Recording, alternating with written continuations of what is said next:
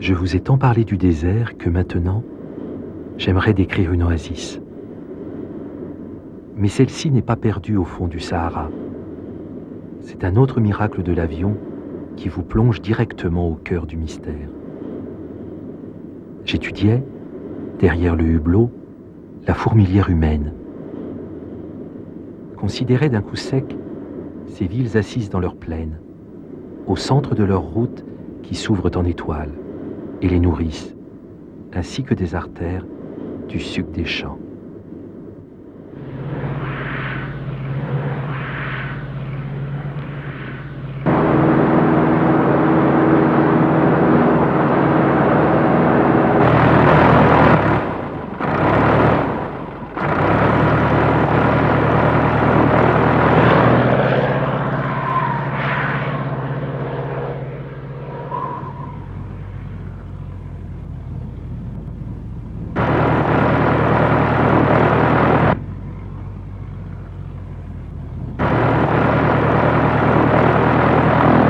Une aiguille a tremblé sur un manomètre, et cette touffe verte, là en bas, est devenue un univers.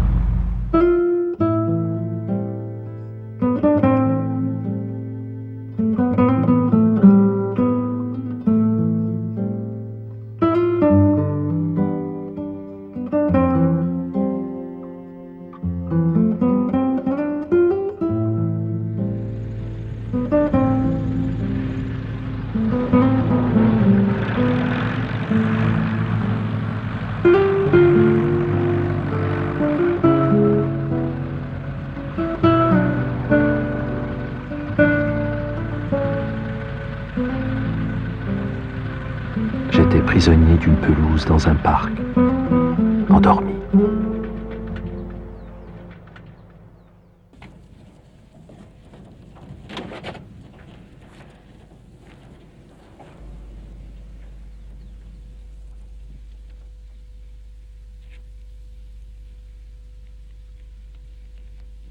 Je raconterai une courte escale quelque part dans le monde. C'était près de Concordia, en Argentine. Mais cela aurait pu être partout ailleurs, le mystère ainsi répandu. J'avais atterri dans un champ et je ne savais point que j'allais vivre un conte de fées.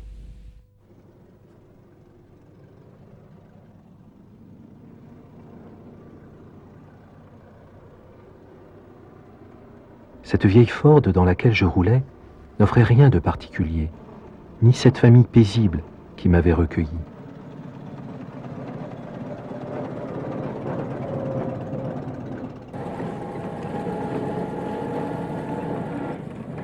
Monsieur, vous passerez la nuit dans notre maison.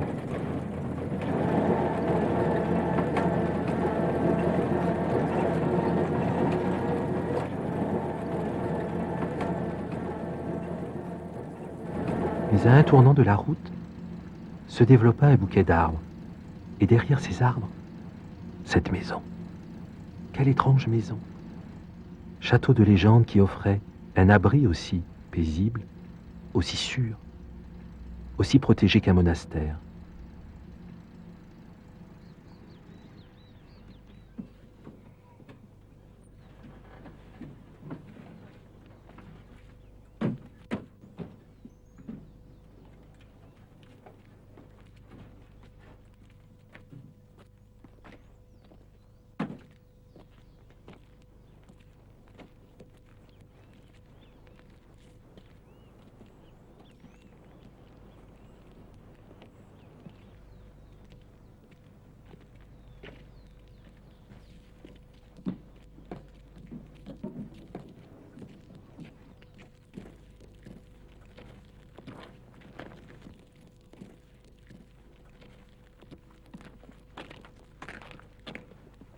Ce sont nos filles, les sœurs de Mario, Eda et Suzanne.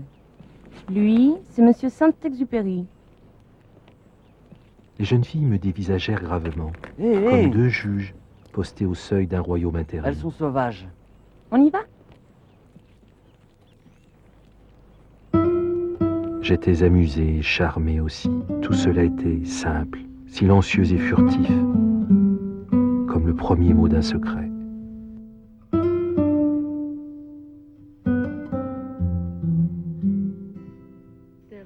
c'est là qu'on a connu. Oui. On passait à cheval avec ma sœur. Oui. Et on est arrivé là, on a vu cet avion, on s'est approché. Il était en train de discuter son mécanicien parce qu'il avait trouvé un trou dans la piste qui était. Nous sommes arrivés là, tous émus de voir cet avion et on a demandé que c'était. Et quand il a vu que nous parlions français, alors il a dit: qu'est-ce que vous faites ici? Alors, on a dit qu'on était les filles de M. Fuchs et qu'on allait le chercher. On est parti à la maison, alors papa et maman sont venus le chercher pour aller à la vieille maison où nous habitions. Saint-Exupéry era un piloto de la línea aeropostal francesa, que en aquel entonces estaban abriendo las líneas en Sudamérica, desde Buenos Aires a Chile, a Río Gallegos, hacia el norte a Río de Janeiro, a Asunción. Posteriormente de la aeropostal francesa surge la aeropostal argentina y luego de ahí Aerolíneas Argentinas. Yo conocí que él llegó acá, sí, y bajó en el... No acordamos el que vino avión. el avión y un avión chico, ¿no? Y paró en el potrero, había un potrero ahí. en el No había casa. campo de polo del jefe, ahí bajó. Porque no sé qué le pasó al avión y tuvo que bajar ahí. No pudo ir a Espinillara. Y así yo estuvo un día o dos nomás acá. Presumo yo que él evidentemente ya conocía de la existencia de mis abuelos, de mis tías. Por ese motivo, al tener una avería, se dirige aquí. Los pilotos en aquella época, si bien eran bastante alocados, no por eso eran estúpidos. Y cuando hacían un circuito, previamente estudiaban dónde podían dirigirse en el caso de tener algún tipo de problema o accidente. Y el señor Juan Domingo Cardoso puso a disposición de Saint-Exupéry su automóvil particular, un Chrysler, que yo tuve el honor de conducirlo por todas partes. Ese primer viaje, pienso, fue el que creó en él el deseo de escribir ese capítulo en su libro.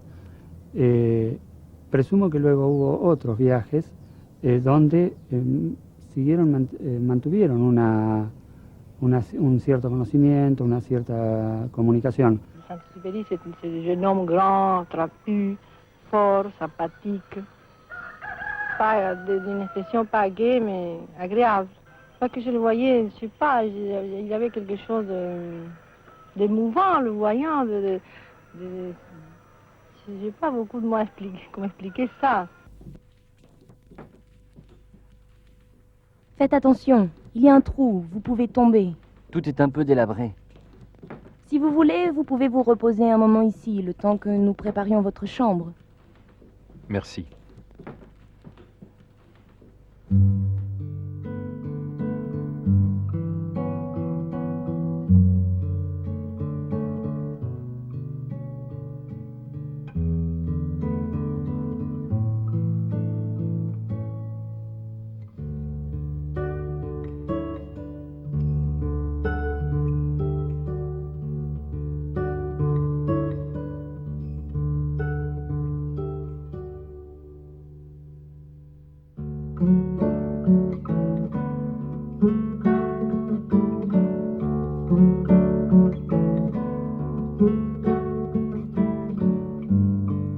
Que devaient être les greniers quand le salon déjà contenait les richesses d'un grenier?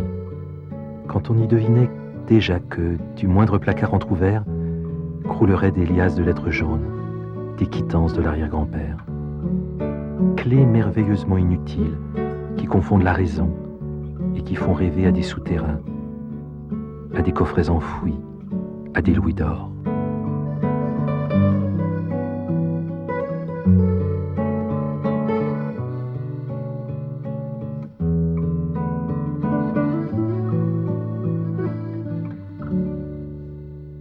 Ça n'était pas un pilote commercial, c'était le poète qui voyait tout d'un coup, il s'en allait, il oubliait sa mission.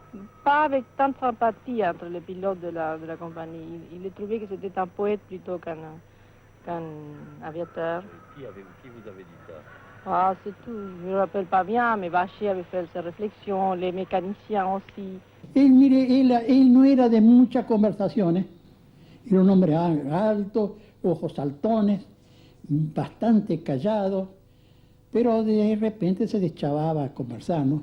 Hablaba sobre su vida en Lyon, que era de Lyon, ¿no? Nacido ahí, y casualmente muchos aviadores que tenía la Compañía General Aeropostal eran de Lyon. Creo que Jean Mermoz era de Lyon también, Rennes también, Guillaumet también, todo eso eran de eso. Entonces hacía cuentos, ¿no? Ahora él lo que le gustaba de noche, en el Hotel Colón, cenábamos allá, venía el Hotel Colón y se sentaban ahí en el balcón principal del Hotel Colón que da sobre la plaza, ¿no? Ahí estaba, hasta las 2, las 3 de la mañana, mirando el cielo, estudiando las estrellas, la Vía Láctea, qué sé yo, todas esas cosas, ¿no? Porque él era especializado en vuelos nocturnos. A él le encantaba viajar de noche. Era un gran piloto. Estaba preparando un trabajo. Él quería ultimar algunos detalles y me pareció interesante, al encontrarme con Mario, que él me diera algunos datos más precisos, porque hay que ver que en ese momento Mario era la última persona, no solo de la familia, sino tal vez de Concordia, que había estado con Saint-Exupéry y que lo había tratado en el año 1929 cuando él venía acá. Entonces me dijo qué es lo que yo iba a escribir y le dije que iba a hacer un pequeño comentario sobre el cuento, en fin, lo puse al tanto desde el punto de vista mío, que era el de profesora de literatura francesa. Entonces me dijo, pero yo le voy a pedir algo, por favor, que siempre que usted haga referencia a Saint-Exupéry diga que cuando vino a Concordia era solo un piloto, nada más que un piloto.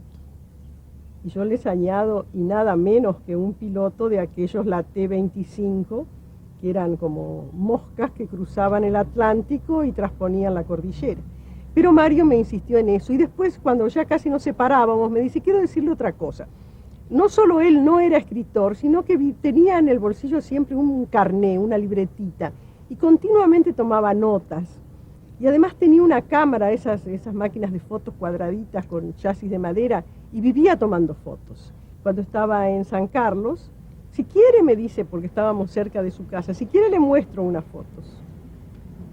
Y entonces allí yo vi 2 chiquilinas que me sonreían, medio impertinentes, claro, eran 2 chicas muy chicas, y después vi el jardín de las hierbas locas, y vi la mangosta, y un papagayo que Mario tenía en la mano, y esas fotos habían sido tomadas por Antoine de Saint-Exupéry. Y él, cuando íbamos en el auto, iba con una máquina, yo no sé si sería una filmadora, ¿no? Y tenía una máquina fotográfica. Hasta el kilometraje que cuando corríamos con el auto, tomaba la medición del kilometraje y todo. Saint-Exupéry logró escribir una prosa poética a partir de un hecho que quizá para muchos podría haber pasado inadvertido. Él supo ver con su imaginación, supo darle quizás hasta misterio a una relación, a una conducta, a una forma de vida de todo un grupo familiar. Eso lo lleva a él a la posteridad, no solamente por el hecho descrito en el libro Tierra de Hombres, ese capítulo llamado Oasis, sino por toda su bibliografía.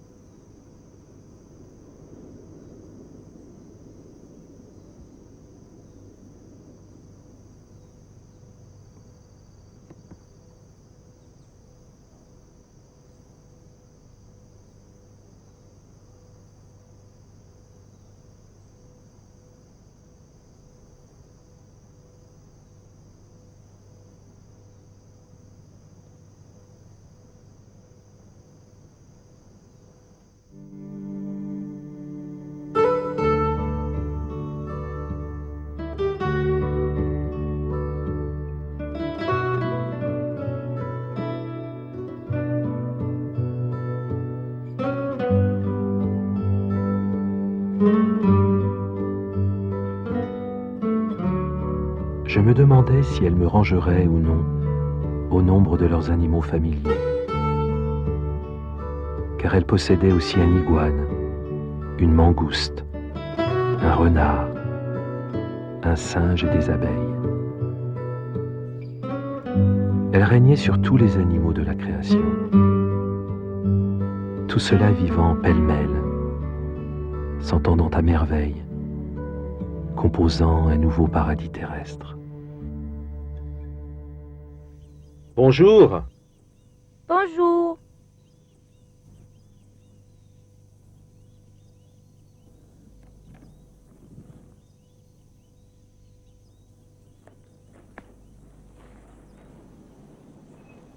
Mais faites attention, monsieur, il peut vous mordre. C'est vrai, il m'a mordu. Dis-moi, comment as-tu fait pour devenir son ami? J'aimerais bien moi aussi être son ami. Il faut être patient.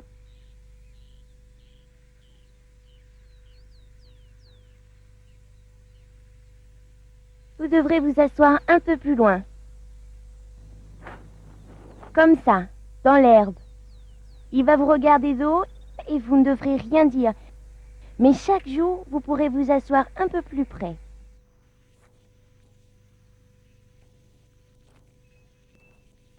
Vous voyez? Nous sommes amis, mais si je le lâchais, il s'échapperait et il ne reviendrait plus.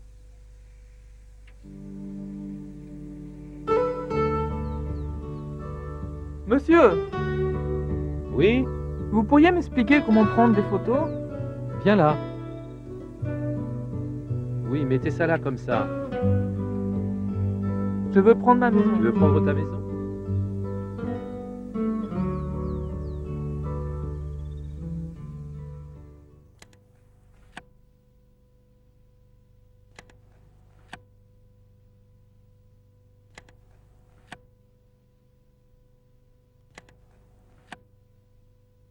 Teníamos muchas lecheras, iban a traer las lecheras de tarde, gallinas, gansos. Y sí, bichos de pájaros, hurones, esos lobos de agua. Había Sí, muchas lecheras y las encerramos, había un sótano ahí, ¿no? La entrada. Ahora creo que lo cerraron eso. Había ¿Y un qué sótano otro? y ahí encerraban los terneros. Mis abuelos vienen también de Europa, de un nivel social medio, una posición económica que en su momento para Europa no era mala. Sin embargo, vienen acá a la Argentina a un medio evidentemente más hostil, quizá, según como se lo vea, de lo que tenían en Europa, en Francia. Evidentemente es diferente la forma de vida y ellos supieron adaptarse, vieron lo que tenía alrededor y supieron ver todo lo bueno que había. Supieron convivir con las plantas, con los animales, con la gente, con la forma de vivir de la gente, sin perder por ello su propia identidad. Creo que eso justamente es lo que más llamaba la atención de ellos. Mantuvieron su identidad por encima de todo. Quizá por eso alguno decía, esa gente extraña. Era gente extraña posiblemente para la forma de vida que se llevaba acá. Pero eso no quitó que no se compenetraran perfectamente con la sociedad de la época. La prueba está el ascendiente que lograron tener a través de los años dentro de la ciudad de Concordia. Y fuimos al Espinillar, que ellos aterrizaron por ahí. Y estaba un señor Ferrando, que pertenecía a la Compañía General Aeropostal, que él era encargado de la base aérea del correo de Buenos Aires a Paraguay, que estaba en Monte Caseros. Y querían poner acá una base. Muy bien. Después de ahí, quiso recorrer al otro día a ver dónde podía encontrar un campo de aterrizaje apropiado, ¿no? Porque el Espinillar había mucho monte, muy sucio, y eso había que limpiar todo. Nosotros anduvimos volando, buscando por todos lados un campo de aterrizaje. Fuimos a la Charito acá, ¿no? Pero era muy chico. Y él se bajó con su teodolito a hacer las mediciones y todo, y era reducido. Y él decía, textualmente, quand l'aviateur va poser son avion, il doit le faire avec toute tranquillité. Il ne peut pas faire de calcul mathématique. Decía que el aviador tenía que posar su avión tranquilamente, sin necesidad de estar haciendo cálculos matemáticos para evitar accidentes. Después, claro, yo no sé si es porque la política en aquel entonces andaba tan mal acá, que vino después la Revolución del 30, yo no sé por qué dejaron trunco todo eso. Y Ferrando se volvió otra vez a Montecasero, ¿no? Pero él dijo, este es un campo muy bueno, muy propicio para los aviones del porvenir, porque yo, dice, aterrizo acá a 100 kilómetros por hora y en el futuro a lo mejor los aviones van a pisar tierra a 500 kilómetros, dice. Dans cette terrasse, il aimait Oui. beaucoup venir ici. Oui. Tout le soir, ce soir qu'il était Pardon. là, il aimait beaucoup Pardon. être ici dans cette terrasse qui était jolie au clair de lune. On comprend Et mieux, là. notre chambre, c'était le fumoir. Il y avait une grande cheminée et nous étions là tout le temps. C'était là qu'il a fait les jeux de cartes.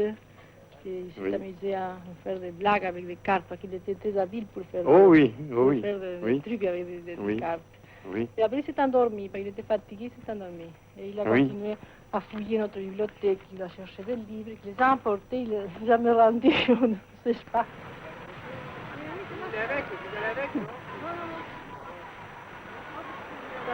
Allez-vous. Très bien, merci. Surtout ma mère, qui parlait beaucoup avec lui.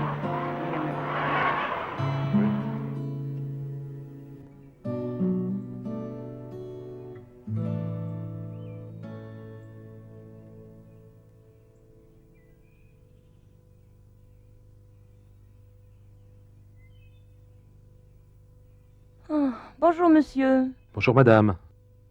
Le jeu vous a plu? Plus ou moins. Il fait très chaud et le gazon est tout sec. Les filles vous ont laissé vous reposer? Oh, les filles ne me dérangent jamais. Mais j'étais juste en train d'admirer ce merveilleux spectacle.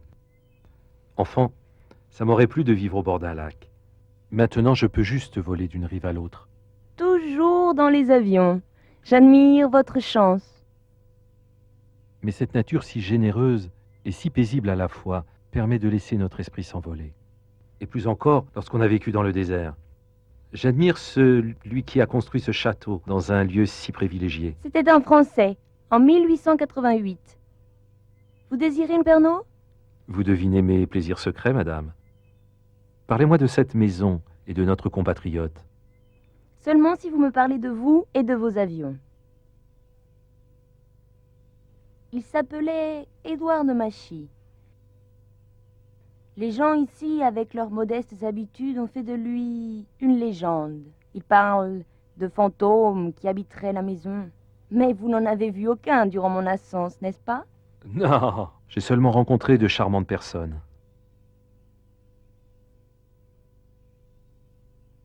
Pour les voisins, nous sommes une étrange famille. Mais nous profitons beaucoup de cet endroit. Selon la légende, Monsieur de Machy est arrivé un jour avec sa maîtresse, une chanteuse ou une actrice italienne d'une grande beauté. Inacceptable pour sa famille à Paris. C'est pour ça qu'ils avaient décidé de se réfugier ici. Quelque temps après, ils ont disparu aussi mystérieusement qu'ils sont arrivés. Il devait y avoir une raison très importante. Personne ne laisse une maison comme celle-ci, par caprice. Je préfère imaginer une raison plus profonde. Peut-être plus mystérieuse, plus digne d'un homme capable de dessiner ce parc, de construire cette maison avec des plans que lui-même avait dessinés, avec des matériaux et des meubles directement venus de France.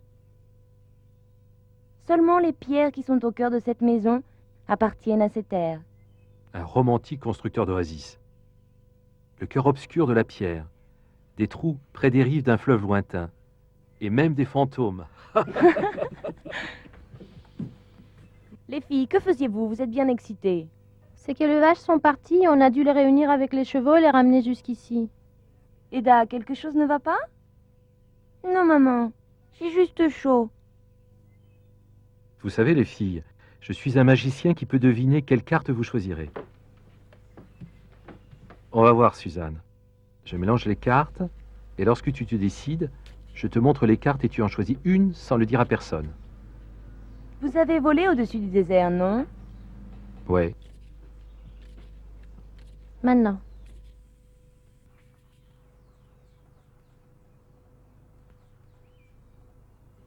D'accord? Je couperai 3 fois. J'ai toujours rêvé de connaître des pays lointains.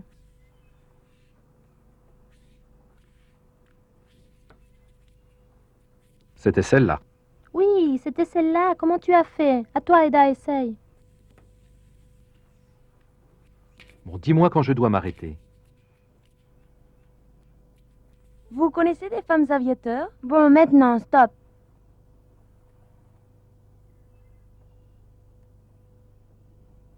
Pour toi, je couperai seulement 2 fois.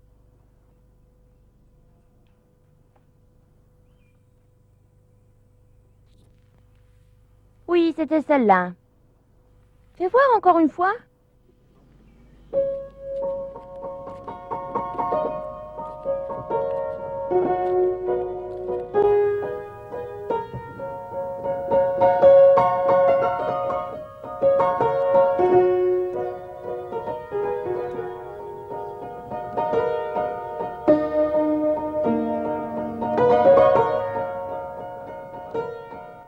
Bueno, yo soy Ángel Agüero de Valencia.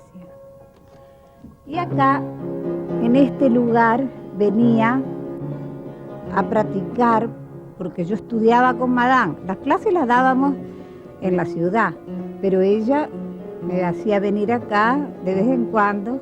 Entonces yo tocaba acá, me quedaba extasiada mirando todo el río. Y todavía veo los muebles que había acá, esa era una hermosa chimenea de mármol. Y ahí había una biblioteca, que después la había ya en Concordia. Bueno, Madame siempre, esta música que terminan ustedes de escuchar, era la que prefería siempre Madame cuando venía a tocar yo el piano acá. Me decía, a ver, Petit Poupée. Y yo decía, ¿qué me querrá decir esta señora? Porque yo no sabía francés en ese entonces. Y entonces le decía, bueno, a la primavera. Eso era lo que a ella le gustaba. Y Madame, ella venía y se paseaba con una copita de coñac. Y a veces me la hacía sentir la fragancia del coñac. Yo, indiferente, no sabía lo que era.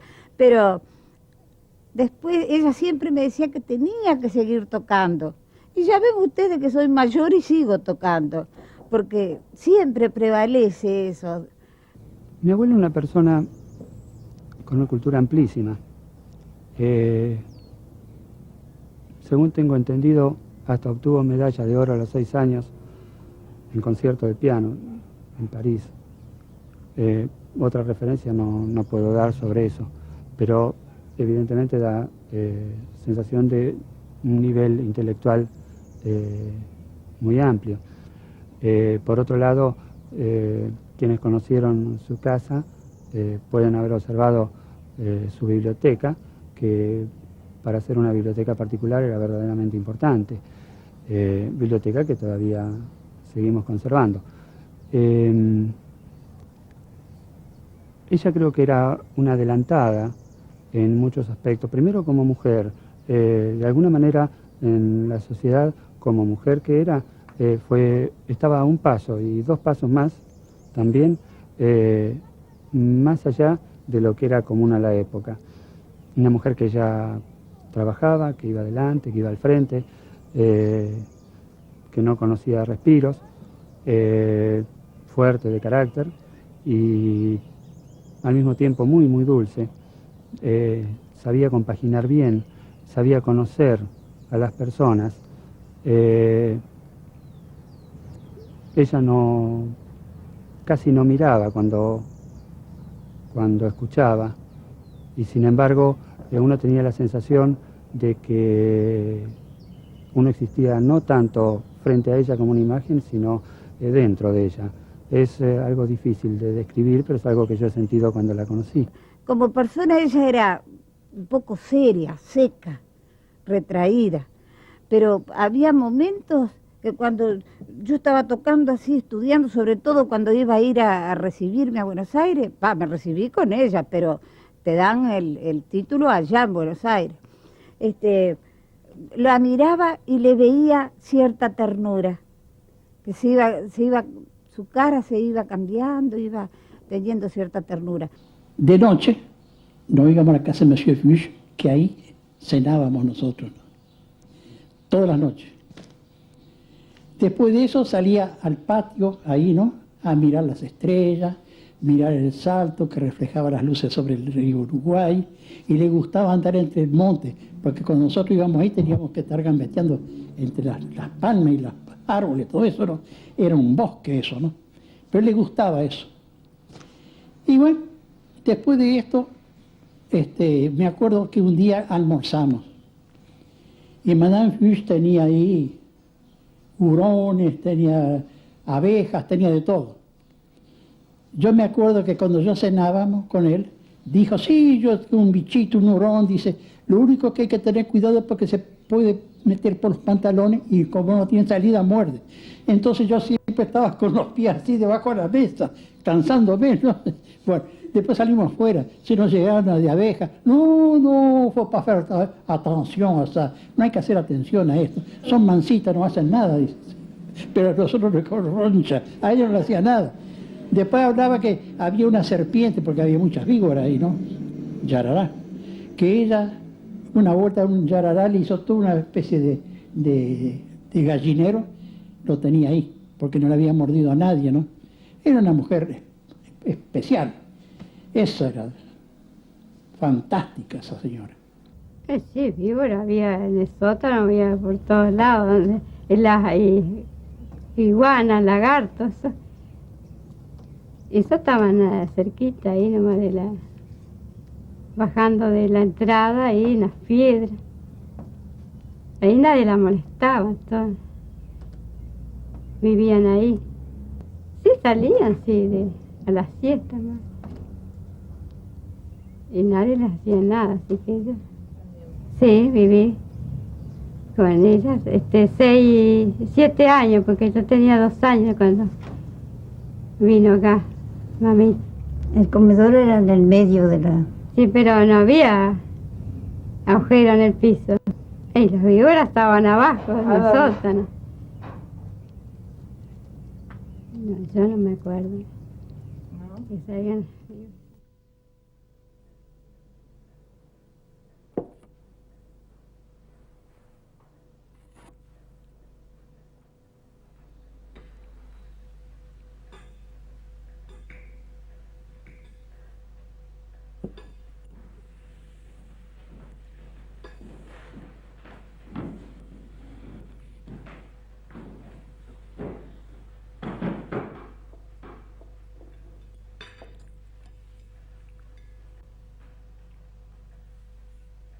Maintenant, dépliant leurs serviettes, elles me surveillaient du coin de l'œil.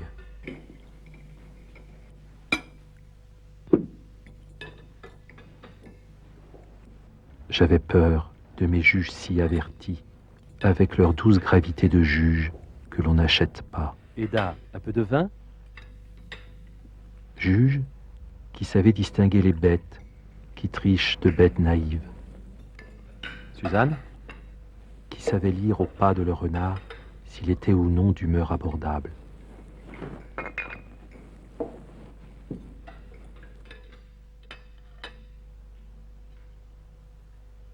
Qui possédait une aussi profonde connaissance des mouvements intérieurs.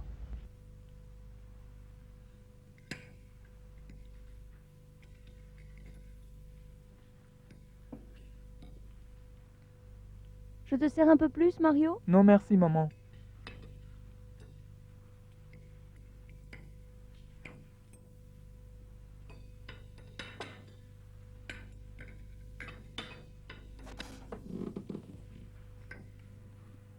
Ce sont les vipères. Ah, ce sont les vipères. Naturellement, ces mots m'échappèrent. Ça avait glissé dans mes jambes, ça avait frôlé mes mollets, et c'était des vipères. Heureusement pour moi, je souris. Et sans contrainte, elle l'eût senti. Je souris parce que j'étais joyeux. Parce que cette maison, décidément, à chaque minute me plaisait plus. Et parce qu'aussi, j'éprouvais le désir d'en savoir plus long sur les vipères. Elles ont fait leur nid dans le trou en dessous de la table. Elles chassent le jour et autour de 10 heures, elles reviennent. Elles vont à l'intérieur, au cœur de la maison.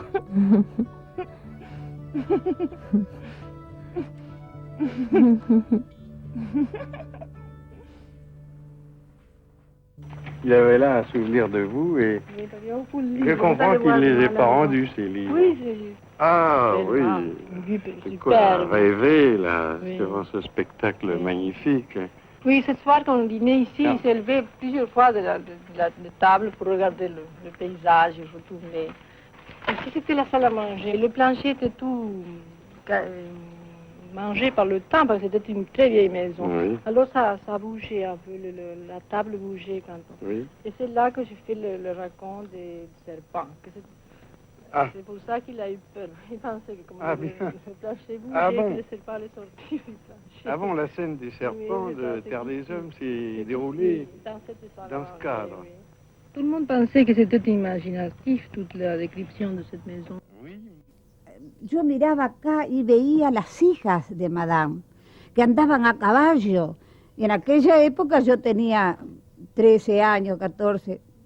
Jamás una mujer se iba a poner pantalones. Y ellas andaban de brecha, eran altas, elegantes. Y para mí era otro mundo que vivía acá. ¿Iban al colegio? Andaban a caballo, todos.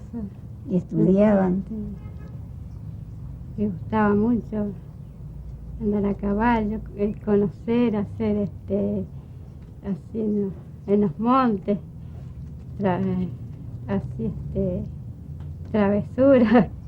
Ellas vivieron siempre rodeadas de naturaleza, ellas pertenecían a lo eterno, es decir, siguen viviendo con nosotros porque realmente eran parte del universo, y yo creo que Saint-Exupéry lo debe haber captado. A propósito de Eda, por ejemplo, dice salvaje. Bueno, si uno dice salvaje ahora, piensa que es en fin, yo diría con respecto a mi amiga que es una falta de respeto decirle que era una salvaje, pero Eda era muy espontánea. Entonces era una persona que a veces a determinadas personas podía chocarles. Al decir el salvaje, al decir que tenía una mirada muy recta y que era un juez, pues las ha captado desde chiquitas, fueron iguales, porque Eda tenía eso. Ella a las personas les gustaban, las quería o no le gustaban y no las quería. Era muy definida. En cuanto a Suzanne, no sé si en el cuento se transparenta, pero ella era muy, muy discreta, muy recatada, tímida sería seguramente. Y a algunas personas les parecía huraña, pero no era huraña Susana, tampoco.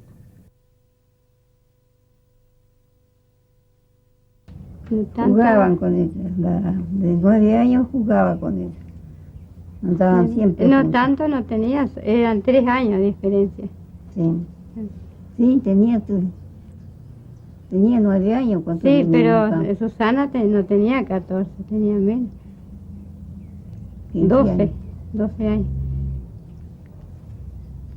No me Ah, acuerdo sí. bien, pero sí.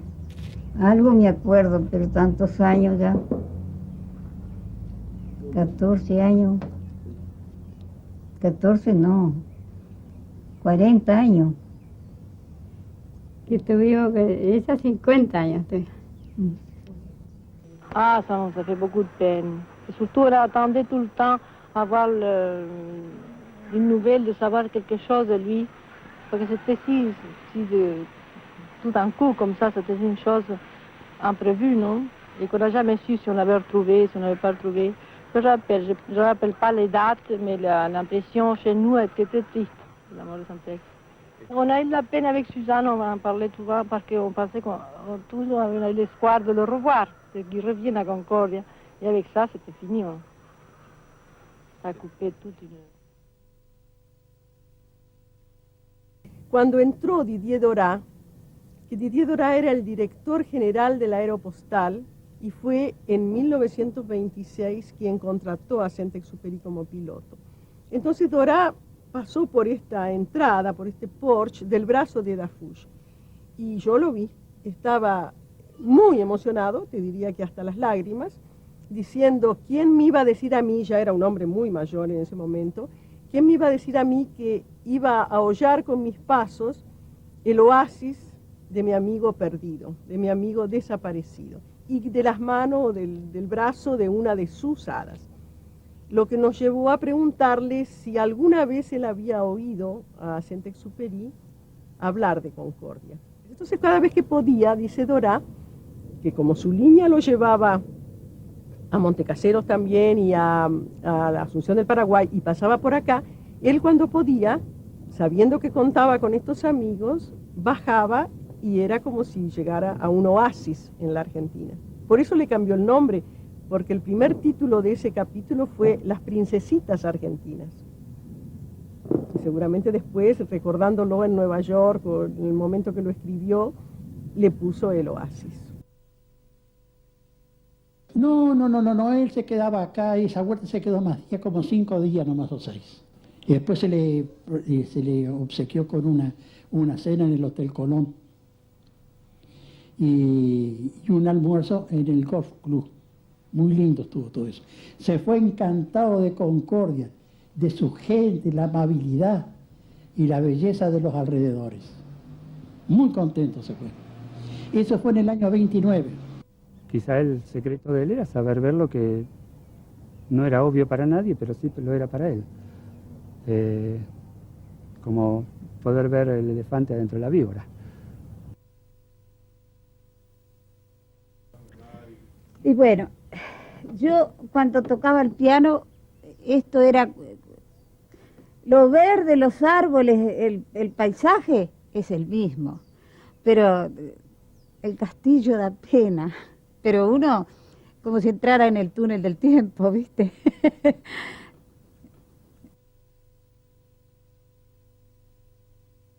Eran dos personas muy especiales. Yo agradezco a Dios el haberlas conocido, con eso te digo algo, y que haya sido sobre todo Eda una gran amiga mía. Pero lo cierto es que en la última parte, el último párrafo prácticamente del capítulo, Saint-Exupéry hace mención a que lamentablemente, es decir, no lo dice con mucho deseo, pero hace mención de que cree que sucederá que tarde o temprano esas dos chicas, que él en ese momento llama hadas, crecerán, se casarán, haciendo referencia a que quien se case con ellas son simplemente imbéciles, ¿no? O un imbécil. Y lo cierto es que ninguna de las dos se casaron. Ambas murieron solteras. Es por eso, o causal o casual. Lo dejo a cada uno. Ça m'a fait toujours rire ça parce que j'ai eu plusieurs imbéciles qui se sont présentés, mais je crois que c'était trop imbéciles, c'est pour ça qu'on n'a pas continué. Oui. Je pense souvent à lui quand j'ai eu des fleurs comme ça. Je pense que c'est ça l'imbécile ou c'est ça l'imbécile. Et vous pensez que vous ne vous marierez jamais? Ah non, je crois que non. Santé que nous a marqué le destin, nous a dit tu ne vas pas te marier, je ne suis pas mariée parce que franchement. Et vous ne trouvez pas ça abusif? Oui, peut-être, oui. Que toute une vie soit marquée par une personne, oui. C'est un peu abusif, oui. C'est un peu abusif. Mais vous n'en êtes pas... Ah non, repenti, non. Au contraire, je suis bien contente. Oui. Je crois que ça a marqué quelque chose, oui. Je ne sais pas si c'est le destin seulement ou c'est quelque chose de supérieur.